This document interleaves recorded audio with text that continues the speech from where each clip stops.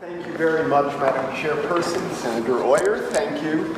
My name is Jerry Elmer. I'm a staff attorney at Conservation Law Foundation. I'm speaking in support of the Global Warming Solutions Act, GWSA. As Senator Oyer said, the bill is designed to address climate change caused by carbon emissions. This bill is modeled on the very successful Massachusetts Global Warming Solutions Act that was enacted a decade ago in 2008. And the core of it is mandatory obligation, required carbon emission reductions year by year in a stepwise manner.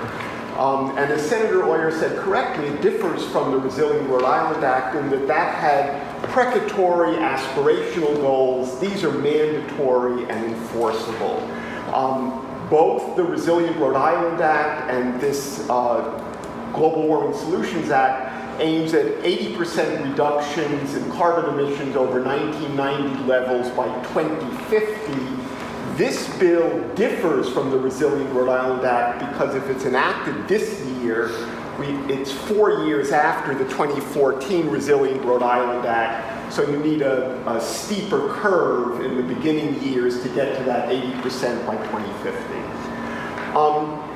The way the bill works is really very simple. We divide the carbon emissions in the overall economy into the three principal sectors: electricity, transportation, buildings, and then we commit for each sector the relevant state agency to promulgate regulations that would, in effect, create that stepwise annual reduction in carbon emissions.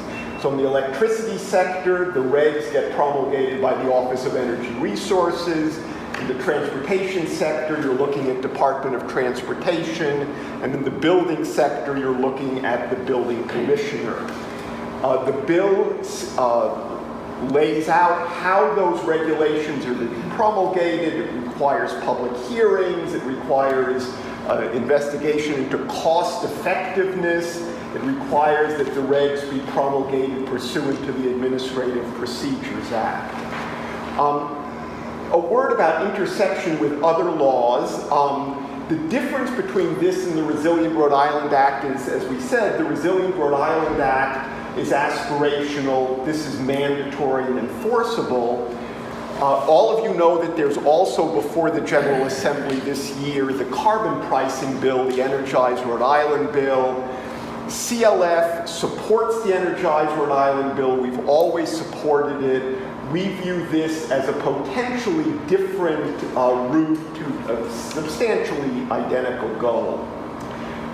You will hear tonight from opponents of this bill that this is a very big lift. This is a big deal.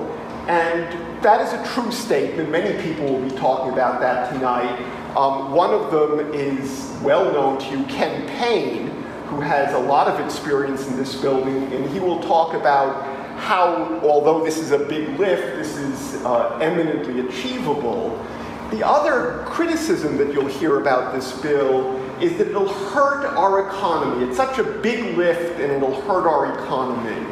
And what I'd like to do is compare and contrast experiences in Massachusetts and Rhode Island over the past decade to take a look at that claim that this would hurt our economy. So Massachusetts enacted a very similar Global Warming Solutions Act 10 years ago in 2008.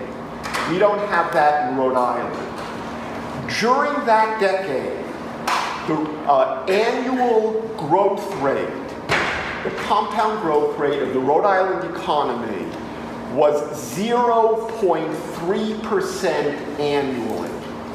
During the same decade, the annual growth rate in Massachusetts was 5 times what it is in Rhode Island, 1.5%. Today, unemployment in Massachusetts is 3.5%. They've got a Global Warming Solutions Act. Unemployment rate in Rhode Island is higher. It's 31.4% higher. It's 4.4%. In 2017, just a one-year snapshot after 9 years of GWSA in Massachusetts, Rhode Island had a one-year growth rate of 1.6% last calendar year. Massachusetts was 2.6%, 62% higher in Massachusetts than Rhode Island. I want to be clear about what I am and am not saying. I'm not saying that passing the GWSA is a magic fix for all of Rhode Island's economic problems, because it won't be. What I am doing is saying that the argument that passing a bill like this will hurt the economy needs to be looked at very, very skeptically, because that has not been the actual real-world experience in Massachusetts. Finally, I'd like to say that this bill is not only supported by the Environment Council of Rhode Island, it is a priority bill of ECRI this year, and as you've heard me say, the Environment Council of Rhode Island is the coalition of all 62 small, medium, and large environmental groups in the state. When ECRI speaks on a bill, as it is in this case, we are speaking as the united voice of the Rhode Island environmental community. Happy to answer questions if there are any. Thank you, Jerry. Senator Miller. I'm a signer on this bill. I fully support it, and there's a great coalition that's working towards this bill. My only concern is that you use an argument, and I would never want to use, or you make a demonstration that I wouldn't use, because I would be concerned that I sound a little too much like Trump if I use that argument, taking credit for the employment rate that Obama produced and Trump took credit for.